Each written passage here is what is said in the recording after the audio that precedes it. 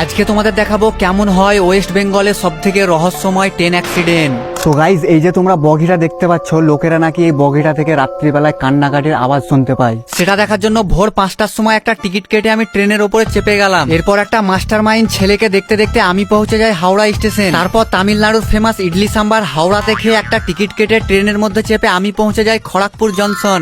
এই railway স্টেশনটায় MS ধোনির টিটির চাকরি করতো।